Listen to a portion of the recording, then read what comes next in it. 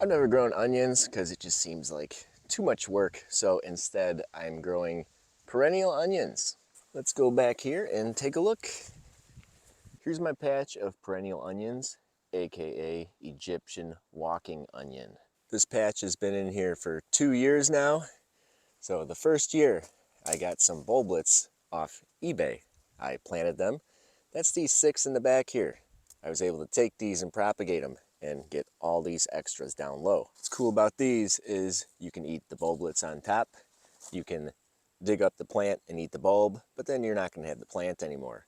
Or you can, like me, just eat the greens. Now these guys are called walking onions because wherever you plant them, they are going to walk away. So you can see here, we're getting all these bulblets on top. When the top gets too heavy, this folds over. This touches the ground, and when this touches the ground, new onions start to grow. So I want to get a new patch of these guys going because I'm going to be selling these bulblets next year. This is incredibly easy. It's very similar to garlic. I'm going to go ahead.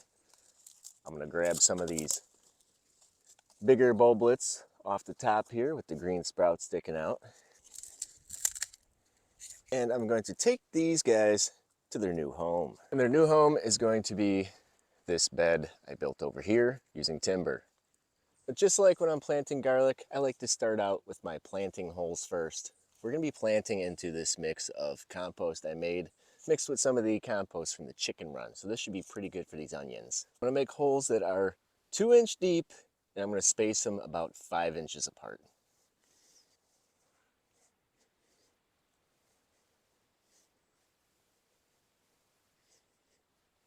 And this is what my bed looks like. You have to pardon the shade from the banana, but you get the idea.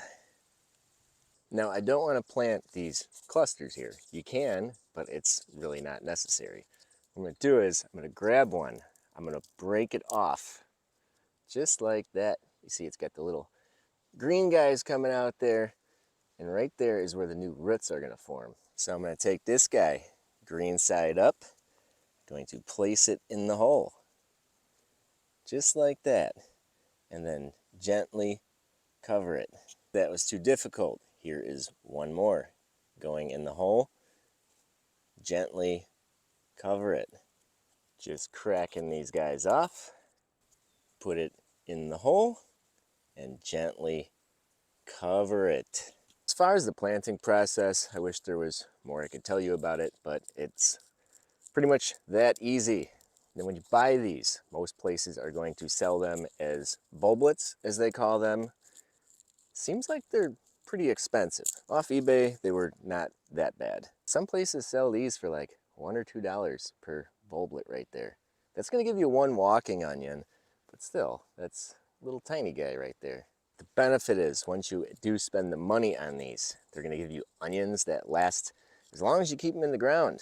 If you wanna grow these and eat the bulbs, that's fine, but then the plant goes away. I'd prefer just to eat the bulblets and the greens on them. I guess if you got the bed space and you want to wait 2 years for full-size onions, these are going to give you plenty of these bulblets to plant once you make that initial investment. So this is the walking onion bed, all finished. All the bulbs are in there. You can see I left some of the green tops sticking up a little bit. These onions will be here forever, continue to multiply, probably come outside of this. And I get to enjoy onions for a lot less work. Thanks for watching.